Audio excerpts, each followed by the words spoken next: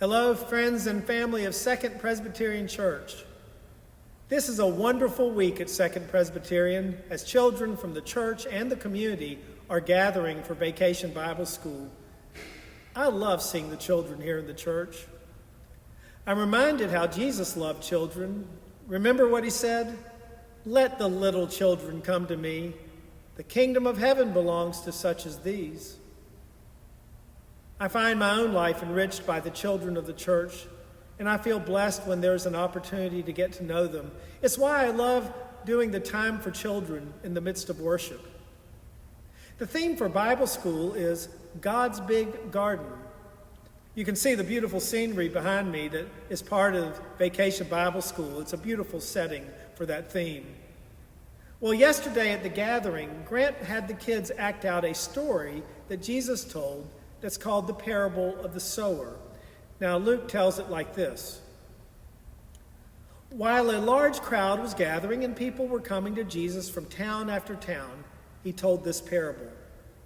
A farmer went out to sow his seed. As he was scattering the seed, some fell along the path.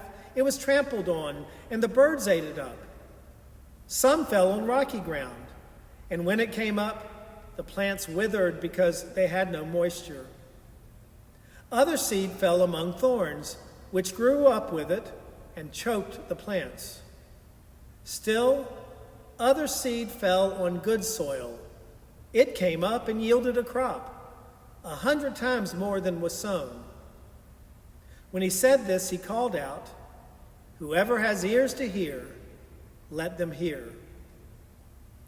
That story, as Grant was telling it, brought to mind a song I've learned to love it too. The song is called, "Lord, Let My Heart Be Good Soil." The very title reminds me that my heart can sometimes be hard or resistant to what God has to say to me through his scripture and through Jesus. Sometimes my heart is crowded with thorns. There's just not room to hear it. Things are not helpful to listening or hearing or growing. And then, by God's grace, sometimes the seed is planted and something good begins to grow that is life-giving and nourishes my relationship with God and neighbor and enables me to be a blessing to the world in some small way. The song, the lyrics go like this. They really form a prayer. Lord, let my heart be good soil, open to the seed of your word.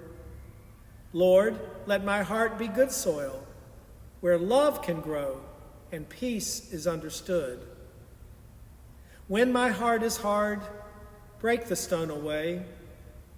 When my heart is cold, warm it with the day.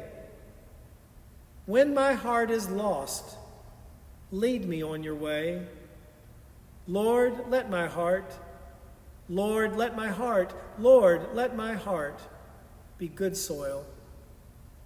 I do pray for God to find good soil, whether it be in me or in the church, where the word can live and grow and prosper, not just for our sake, but for the sake of the church and the community and the world.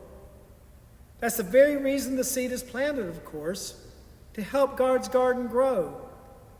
As I think about the life of the church, most of the vital ministries I know are there because God planted the seed in someone's heart.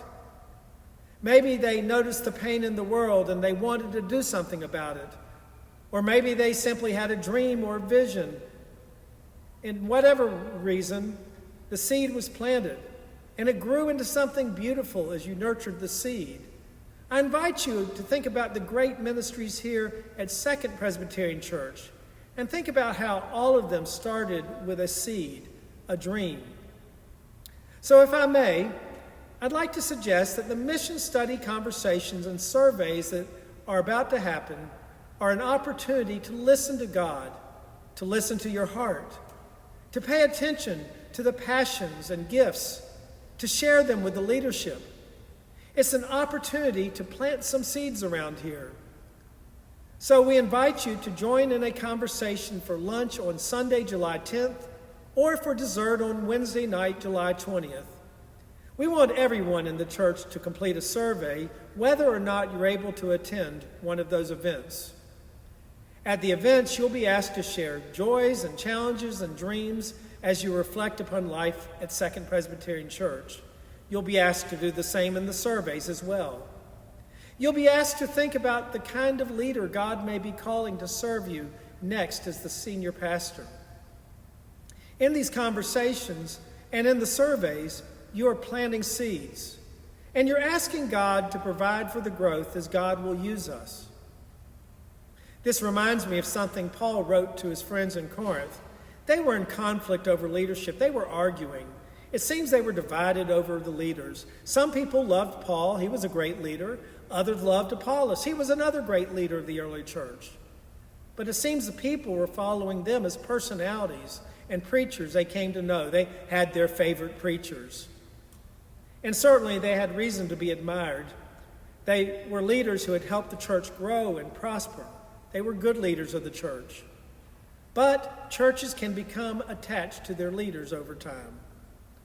Paul wanted to set them straight about who really provides the growth as he seeks to settle this little dispute. He tells them, "What then is Apollos? What is Paul? Servants through whom you came to believe as the Lord assigned to each. I planted, Apollos watered, but God gave the growth. So neither the one who plants nor the one who waters is anything, but only God who gives the growth. For we are God's servants, working together. You are God's field, God's building." Today, I invite you to think about Second Presbyterian Church as being part of God's field, or God's great garden, to borrow from Vacation Bible School.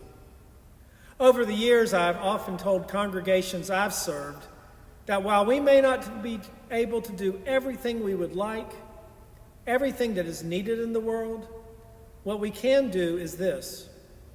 We can pay attention to our little part of God's garden, focusing on what God is calling us to be and do in this time and place, and to realize there are other churches that will care for other parts of God's garden. They will be planting seeds as well.